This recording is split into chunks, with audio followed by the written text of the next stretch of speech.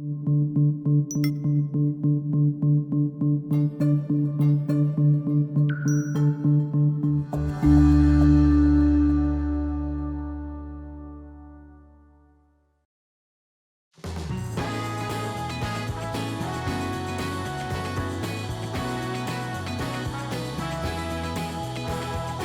morning, ladies and gentlemen. My name is Frank Bowles, and I'm the host of Senior Care Solutions.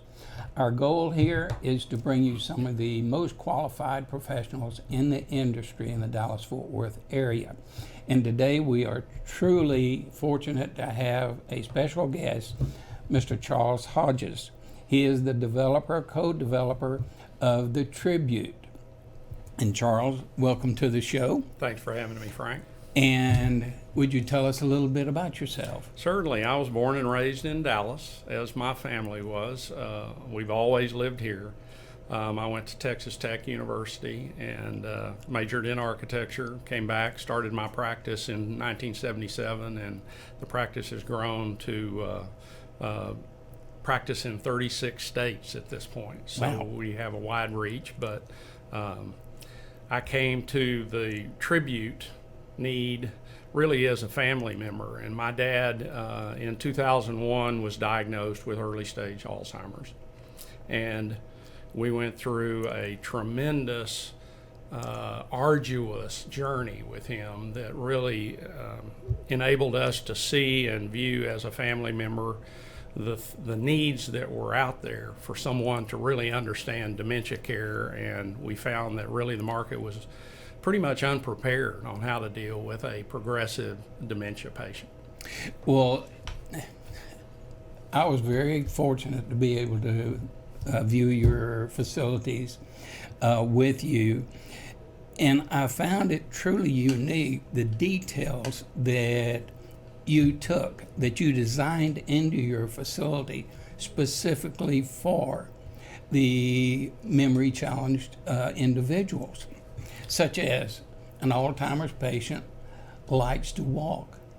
Give us a little information on that. Well, as I promised my parents I would do what I could to try to change the paradigm of dementia care in this country. And so I set aside 4 years to research what we were seeing in the market, what was lacking in the market. All over the world, there were other studies going on. So I really spent 4 years researching how to better design a facility that was therapeutic at every corner. So one of the resources that I chose was a lady named Temple Grandin. Some people are familiar that HBO made a movie about Temple's life. It was starring Claire Danes, and I saw that movie and it had a profound effect because I felt like that the autism spectrum and the Asperger spectrum might have some real parallels with our aging population and the needs of an Alzheimer's resident. So I actually talked to Temple, called her up, she answered the phone directly. I mean, it was just like we had been friends for a long time. And I asked her point blank, can you help me understand from the perspective of autism, Asperger's, and maybe the parallels with dementia? And Temple is a very unique individual. She was had a real struggle when she was young. The physicians told her family to commit her into a facility. Oh my. She would never be able to, at age 8, she would never be able to communicate clearly and wouldn't be able to really function in society. And they felt like an institution was a better place for her. Temple has a PhD from Colorado State. Time magazine named her as one of the 100 most influential people in the world. Wow. And she's probably the greatest animal behaviorist in the world. So I called Temple and I said, help me. I'm trying to design this facility. Tell me what are the things that people have missed. And she talked about wandering. Wandering is therapeutic to a dementia patient. And so many facilities try to put a clamp on wandering and prevent residents from being able to wander through the facility. True. So we designed an oval for each one of our pods so that there is continuous wandering opportunity, and that's continuous therapy. It does many things, but it puts oxygenated blood into the brain. It gets people up out of their lazy boy. And I love my lazy boy, but we need to stay out of those lazy boys and be moving and do things. So really we assembled advice from every part of the world, reading a lot of studies in Europe, and used that to put into practice at Tribute. That is really impressive. And one of the unique things I found about the Tribute, Charles, is, and the main difference, is the fact that it appears that you don't just house and feed the patients. No, You actually get them motivated, get them up and moving, you get them involved, even in your area where you have the brain activation training. Give us a little information. Well, there. Tribute is really based, as we ended the 4-year study, we really felt like there were 3 interventions that our Chief Research Officer, Dr. Paula Gramis, and I discussed, and that was 3 interventions that would really help change the trajectory of an Alzheimer's or dementia resident. So we are doing 3 interventions, and Tribute's based and designed upon that, and that's intervening in a sedentary lifestyle, getting people up, getting them moving, getting that oxygenated blood through their body and to their brain, because the brain is just like a car engine. If you put poor gasoline in it, it's going to sputter and run poorly. If you put highly oxygenated blood into the brain, it runs on super premium. So that's the first intervention, was fitness, changing the fitness regimen for our guests. And then the second is nutrition. We are fast food, quick serve, drive-through line oriented, order in food. It's poorly prepared, and we have to get people out of that mold of eating unhealthy food. Fast food is so easy and so cheap, it's just an automatic magnet for people, but we've got to change that. And so putting that good nutrition in your body to start the day and throughout the day, we felt like was very important. So that's really our second intervention. Our third intervention is brain training. The brain is an athlete. If the brain just sits on the sidelines and never works out and isn't challenged, then we feel like that athlete's not going to be in tip-top shape, and it's not going to have the capability that it has when you exercise that brain just like a muscle on a daily basis. The great thing is many of our residents love brain training so much, they're in there multiple times a day. So that's very rewarding to me. Wow. Well, speaking of the fuel, I met your chef. You did? Yeah, Chef Dennis? and he is not only impressive as a chef, but as an individual. He's a precious man. I love him to death, and he is so creative. And in fact, when we talked about a nutritional intervention, we really focused on the Mediterranean diet, but we also have what we call an artisan diet and a vegetarian option. Those that even want keto and want to go full-blown into keto, Dennis can certainly prepare and place a great keto meal in front of all of our guests. So he's a real special guy. He loves what he does, but he loves our guests. Yeah. And it shows in his food. It really does, and in his personality and the way he deals with people. And something that I thought was unique, you don't have the big walk-in coolers and the big freezers. Everything you have is delivered on a daily basis. Correct. That's correct.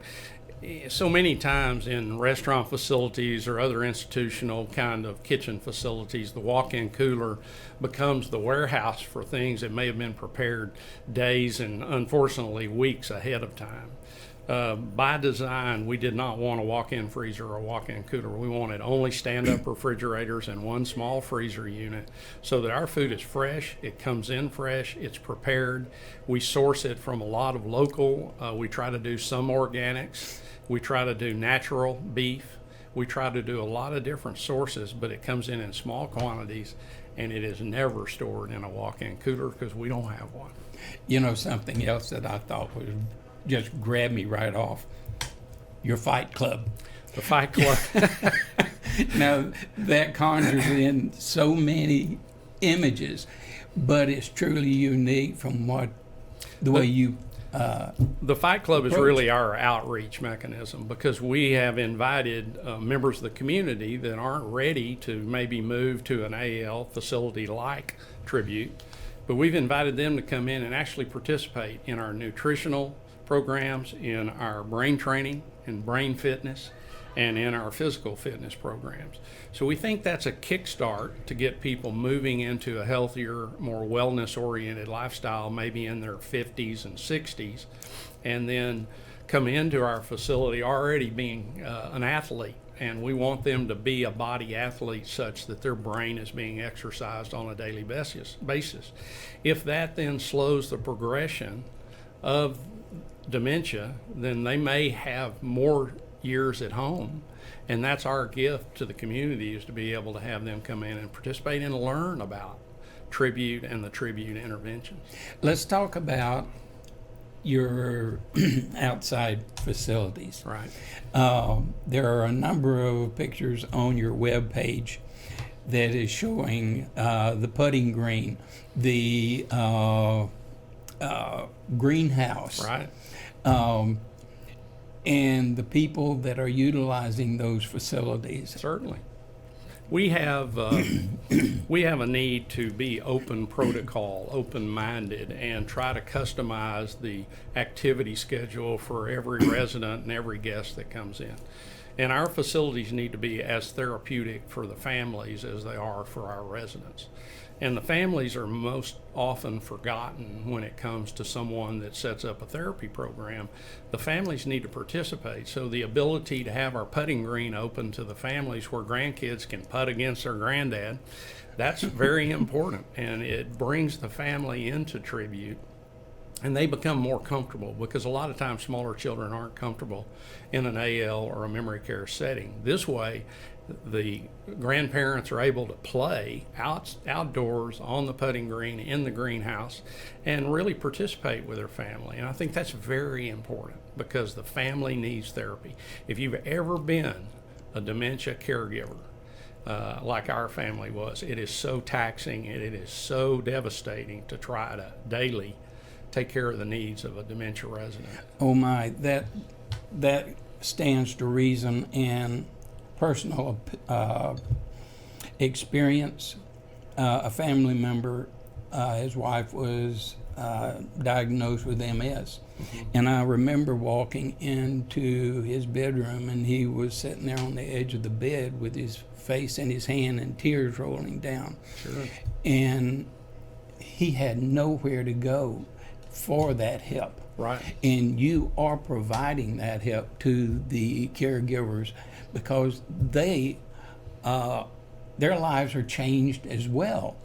In most cases, in a married couple, the caregiver for the spouse actually passes earlier because of just the stress and strain of their health is lost trying to care for their loved one.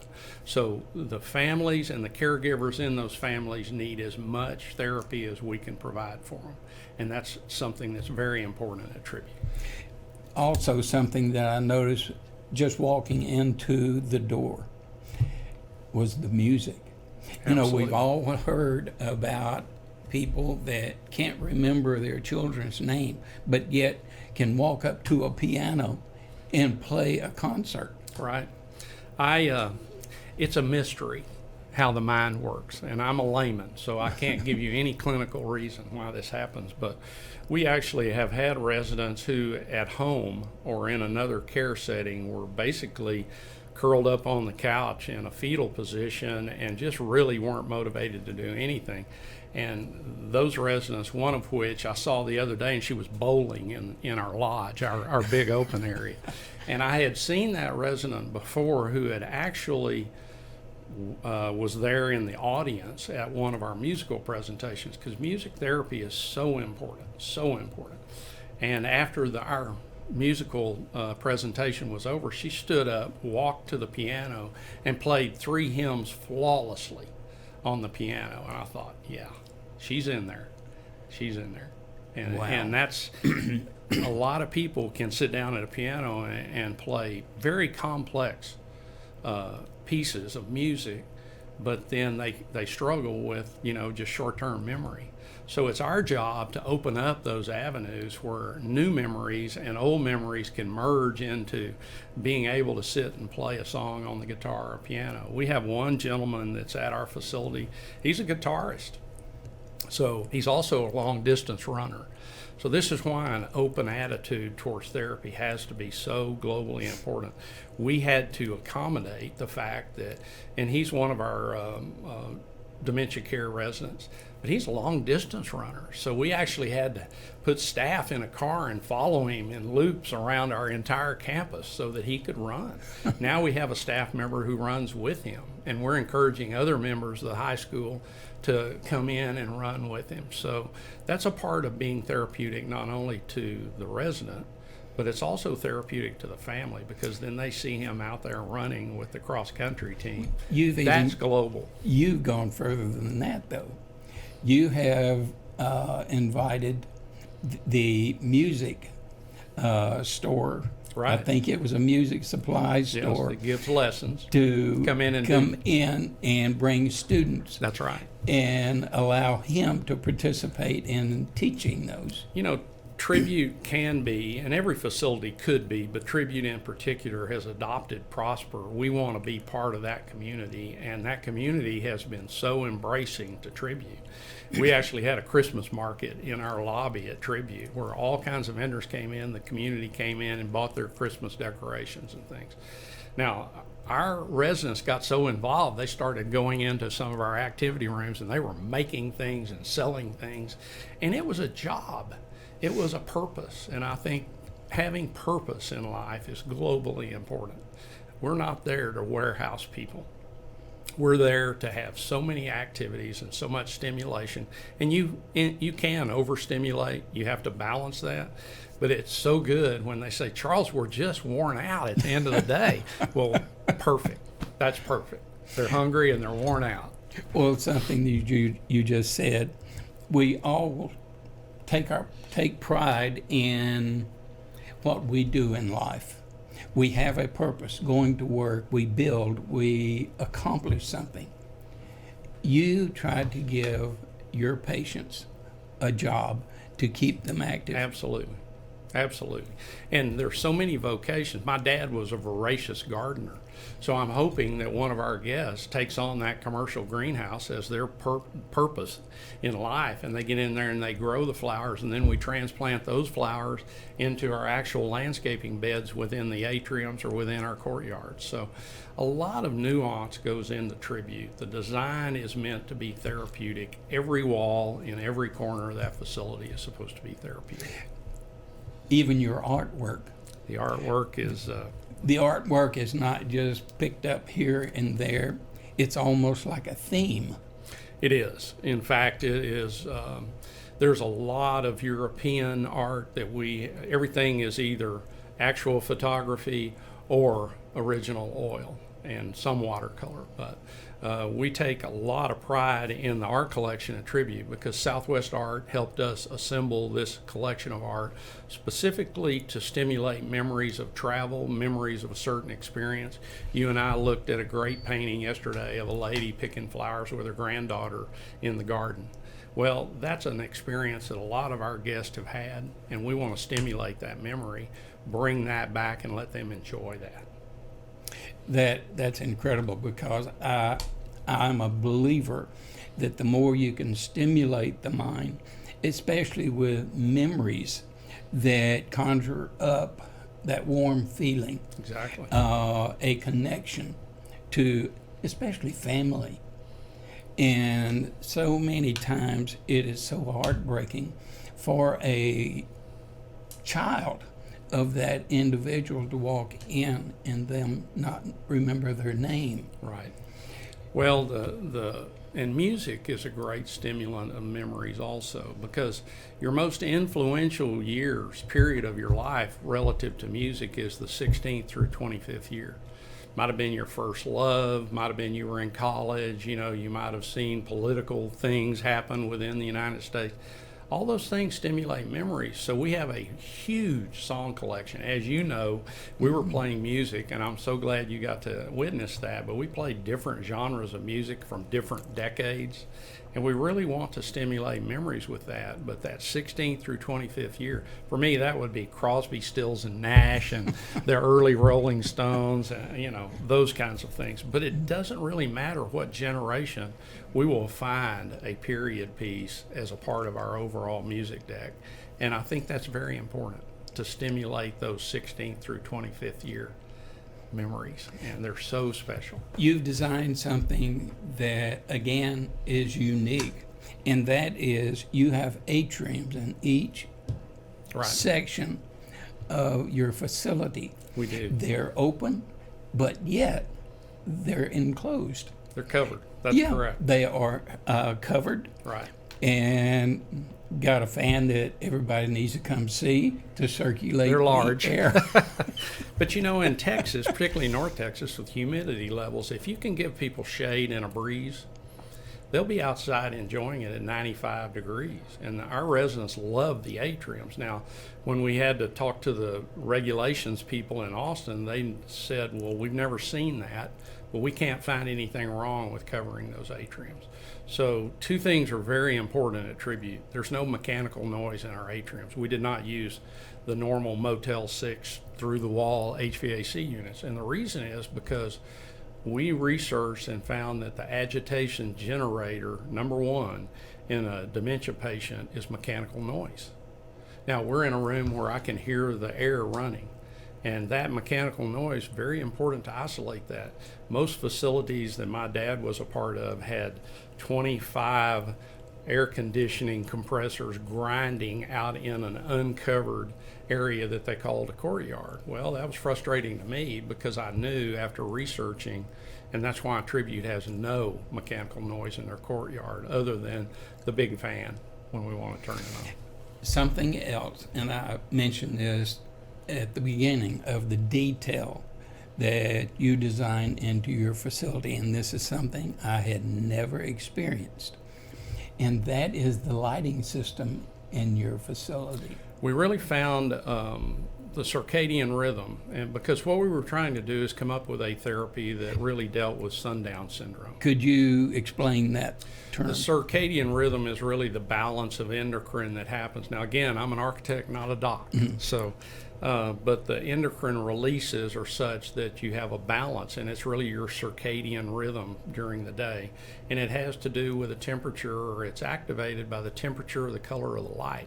So we found a biodynamic system that basically we change the color, temperature of the lighting in all of our common areas at increments through the day. So it may be very blue in the morning and carry that blue through a brighter blue, almost a white light. And then in the afternoons, when normally the outdoor lighting is turning to a red or an orange or a purple, that tends to stimulate an endocrine and an agitation release in a dementia patient.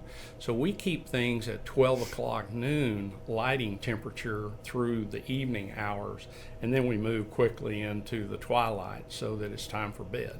But if you can somewhat sequester that endocrine and not release that agitation, it's very important. And quite frankly, it makes their quality of life so much better not to have to experience that agitation episode.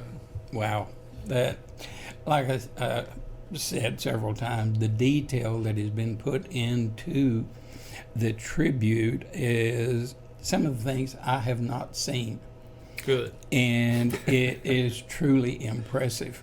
Well, we didn't want it to be like any other facility. When you walk in the front door, it's not your grandmother's parlor. Yeah. And so many times you walk into overstuffed chairs and soft couches and that. You walk into Tribute and you're presented immediately with the 3 interventions and how important they are, because you have fitness in the lodge, you have brain training. We have 12 brain training stations in the lodge. It looks more like a computer lab than it does an assisted living facility.